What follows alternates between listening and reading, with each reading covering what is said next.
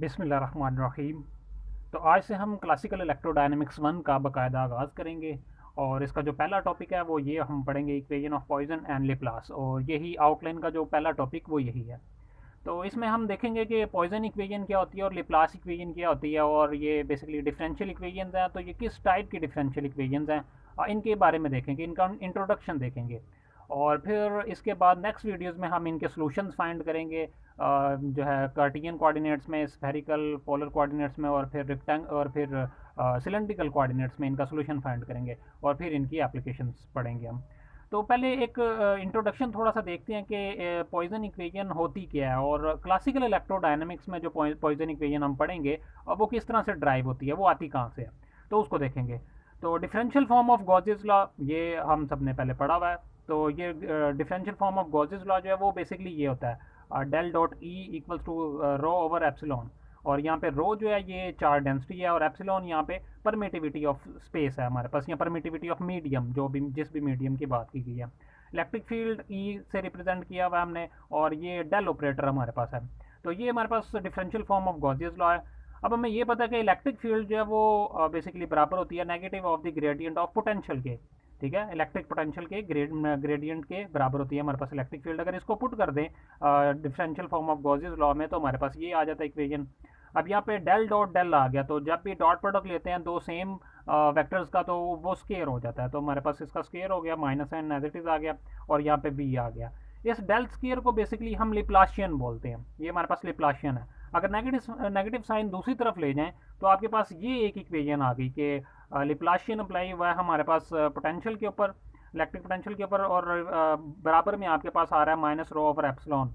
और ये जो इक्वेशन है ये बेसिकली कहलाती है पॉइजन इक्वेशन। और जो क्लासिकल इलेक्ट्रोडायनामिक्स में जो पॉइजन इक्वेशन पढ़ेंगे हम, वो यही पढ़ेंगे। और वैसे आमतौर पे पॉइजन इक्वेशन क्या होता है कि हर बार इसी इक्वेशन को ही पॉइजन इक्वेशन बोला जाएगा, तो ऐसा नहीं है। General general form of Poisson equation देखते हैं कि वो कैसी होती है हमारे पास।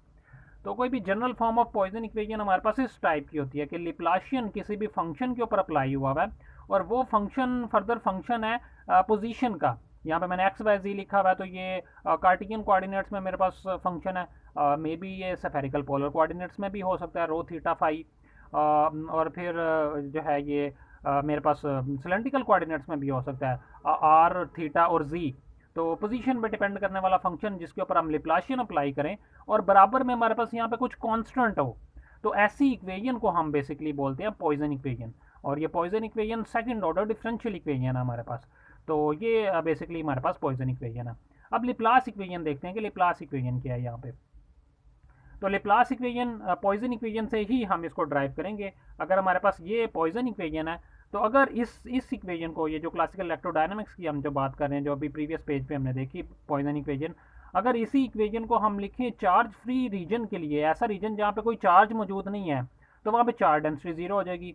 तो चार्ज डेंसिटी जब जीरो हो जाएगी, तो ये इसकी जगह पे जब मैं जीरो पुट करूंगा, तो मेरे पास ये इक्वेशन आ जाएगी, लिप्लाशियन अप्लाई हुआ पोटेंशियल के ऊपर, और इक्वल में जीरो आ गया।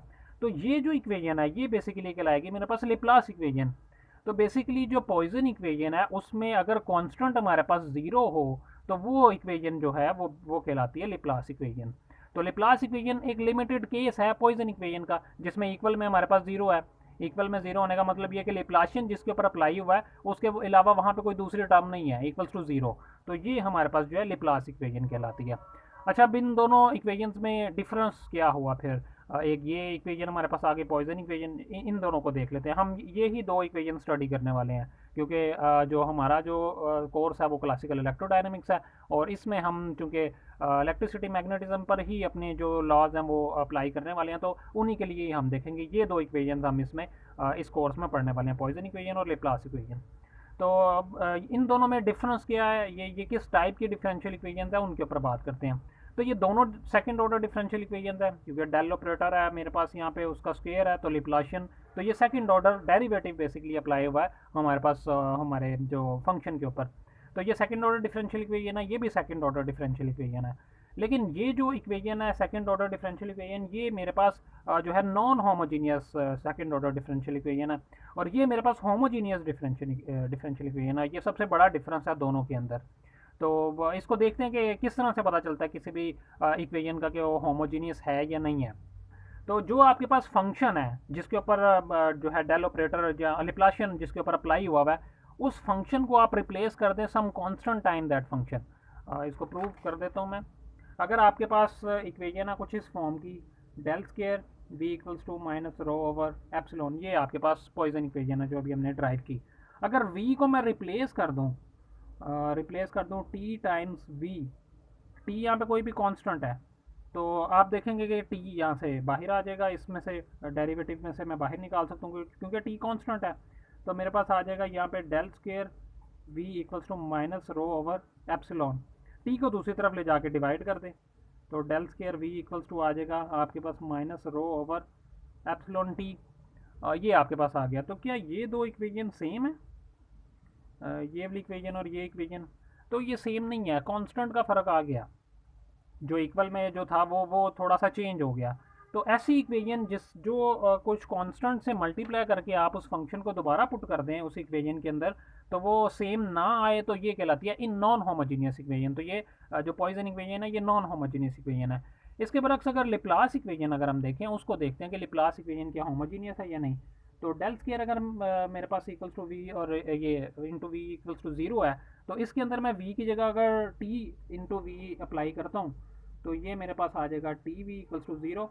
टी यहाँ पे मैंने माना हुआ कि कोई कांस्टेंट है, टी को मैं स्टार्ट में लिख सकता हूँ, डेरिवेटिव से बाहर लिख सकता हूँ, और ये मेरे पास ये आ गया। टी को डिवाइड कर दें दूसरी तरफ, तो आपके पास आ जाएगा ज़ीरो। तो ये दोनों इक्वेशन सेम है। आपने अपने फंक्शन को किसी कांस्टेंट से मल्टीप्लाई करके दोबारा उसी इक्वेशन में पुट किया, तो आपके पास वही इक्वेशन आ गई दोबारा से। तो ऐसी इक्वेशन जो ऐसी प्रॉपर्टी होल्ड करती है उसको हम बोलते हैं कि वो होमोजीनियस इक्वेशन है, और ऐसी जो इक्वेशन होगी वो नॉन होमोजीनियस इक्वेशन होगी। तो ये तो हो गया इसका डिफरेंस। और आगे देखते हैं कि जो होमोजीनियस और नॉन होमोजीनियस होने से फ़र्क क्या पड़ता है, तो वो देखते हैं। तो Poisson equation is a non homogeneous equation और Laplace equation is a homogeneous equation, और साथ में आप लिख लेंगे सेकंड ऑर्डर डिफरेंशियल इक्वेशन भी है ये। और homogeneous equation has following properties. A homogeneous differential equation लिखेंगे तो वो ज़्यादा बेहतर है। Homogeneous differential equation has a following properties. Any linear combination of, पहली जो प्रॉपर्टी है वो ये, any linear combination of solution of homogeneous differential equation is also solution of that homogeneous differential equation. कि अगर आपके पास एक से ज़्यादा सॉल्यूशंस मौजूद हैं किसी भी होमोजीनियस डिफरेंशियल इक्वेशन के, और उनका आप लीनियर कम्बिनेशन बना लेते हैं, और वो लीनियर कम्बिनेशन भी फिर उसी होमोजीनियस डिफरेंशियल इक्वेशन का सॉल्यूशन होगा। तो इसको भी देखते हैं कि ये इससे क्या मुराद है। तो अगर आपके पास कोई भी इक्वेशन है होमोजीनियस डिफरेंशियल इक्वेशन, मान लें कि आपके पास यही एक होमोजीनियस डिफरेंशियल इक्वेशन है, और इसका मैं मान लेता हूँ कि इसके मेरे पास जो सॉल्यूशंस है वो एक v1, आप इसको लिख लें कि ए v1, बी v2 और फिर सी v3, ये तीन इसके सॉल्यूशंस हैं। इस होमोजीनियस डिफरेंशियल इक्वेशन के तीन सॉल्यूशन है। अगर इनका लीनियर कम्बिनेशन मैं ले लूँ, लीनियर कम्बिनेशन इस तरह से कि इनको किसी कांस्टेंट से मल्टीप्लाई करके आप ऐड कर दें, तो मतलब इसको मैं कांस्टेंट से मल्टीप्लाई करता हूँ स्मॉल ए v1 प्लस, इसको कांस्टेंट से मल्टीप्लाई कर देता हूँ स्मॉल बी v2 प्लस, इसको स्मॉल सी से मल्टीप्लाई कर दें v3। तो इसको मैं एक न्यू बोल दूँ कि ये मेरे पास v, इन तीनों को मैंने ये लीनियर कम्बिनेशन से मुराद ये है कि किसी कांस्टेंट से मल्टीप्लाई करके ऐड करते जाएं। तो ये जो मेरे पास है ये जो मेरे पास आया फंक्शन नया, ये भी इसका सोल्यूशन होगा। इसको बोलते हैं कि ये मेरे पास लीनियर कम्बिनेशन है। लीनियर कम्बिनेशन से मुराद जो भी आपके पास क्वांटिटीज़ हैं v1 v2 v3, इनको आप कांस्टेंट से मल्टीप्लाई करके ऐड कर दें, मतलब a v1 plus b v2 plus c v3, ये लीनियर कम्बिनेशन को इसको बोलते हैं लीनियर कम्बिनेशन। तो मैंने ये सॉल्यूशन माना हुआ था constant time v1, constant time v2, constant time v3, तो इनको दोबारा कांस्टेंट से मल्टीप्लाई करके ऐड करते जाएं, तो वो आपके पास लीनियर कम्बिनेशन हो जाएगा। तो ये लीनियर कम्बिनेशन भी इस इक्वेशन का जो है सॉल्यूशन कहलाएगा। तो ये पहली जो स्टेटमेंट हमने लिखी हुई है यहाँ पे वो ये है। तो ये हो गया पहली प्रॉपर्टी, और ये बहुत इंपॉर्टेंट प्रॉपर्टी है। आगे हम देखेंगे जब जब अब इसकी एप्लीकेशंस करेंगे तो फिर आपको पता चल जाएगा कि ये इंपॉर्टेंट क्यों है, इसको क्यों हम पढ़ रहे हैं। और सेकंड प्रॉपर्टी ये है कि the solution of homogeneous differential equation which satisfy the same boundary conditions differ at most by an additive constant. तो अगर एक से ज़्यादा सॉल्यूशंस आपके पास मौजूद है और वो सेम बाउंड्री कंडीशंस को अब ओबे कर रहे हैं, सेम बाउंड्री कंडीशंस उन पे अप्लाई करने से सेम सॉल्यूशंस आ रहे हैं आपके पास और वो इक्वेशन को सेटिस्फाई कर रहे हैं, तो वो जो सॉल्यूशंस होंगे वो सिर्फ एडिटिव कांस्टेंट से एक दूसरे से डिफरेंट होंगे, अदरवाइज वो सेम होंगे। एडिटिव कांस्टेंट से डिफरेंट होने से मुराद ये है कि मान लें कि एक सॉल्यूशन आपके पास है V1, दूसरा सॉल्यूशन है आपके पास V2। ये दो सॉल्यूशंस आपके पास आए हुए हैं एक ही होमोजेनियस डिफरेंशियल इक्वेशन के, और ये दोनों जो है सेम बाउंड्री कंडीशन अप्लाई करने से आपके पास सेटिस्फाई कर रहे हैं उस इक्वेशन को। तो ये जो है ना, ये एक जो है आपके पास सॉल्यूशन वो बराबर होगा V2 प्लस कोई कांस्टेंट ए के। इसको बोलते हैं एडिटिव कांस्टेंट, कि आपका जो एक सॉल्यूशन है वो दूसरे के एडिटिव के दूसरे सॉल्यूशन में कोई कांस्टेंट ऐड करने से उसके बराबर आएगा, अदरवाइज वो दोनों सेम होंगे, सिर्फ ये एक कांस्टेंट का फ़र्क होगा दोनों सॉल्यूशंस में। तो ये जो है हमारे पास सेकंड प्रॉपर्टी है। और ये जो पहली प्रॉपर्टी है इसको बोलते हैं फर्स्ट यूनिकनेस थ्योरम, और सेकंड जो प्रॉपर्टी है इसको बोलते हैं second uniqueness theorem of Laplace equation. ठीक है, तो ये भी पेपर में पूछा जा सकता है, फर्स्ट यूनिकनेस थ्योरम और सेकंड यूनिकनेस थ्योरम, तो ये भी इसके अंदर पेपर में पूछा जा सकता है। तो नेक्स्ट हम स्टार्ट करेंगे लेप्लास इक्वेशंस का सॉल्यूशन हम स्टार्ट करेंगे। बेसिकली आपके कोर्स में पॉइजन इक्वेशन पढ़ना है और लेप्लास इक्वेशन पढ़ना है, और इसके बाद लेप्लास इक्वेशंस के सॉल्यूशन और उसकी एप्लीकेशंस है, पॉइजन इक्वेशंस की नहीं है। ठीक है, तो हम जो लेप्लास इक्वेशन के सॉल्यूशंस फाइंड करेंगे नेक्स्ट वीडियो में, और फिर उसकी एप्लीकेशंस देखेंगे।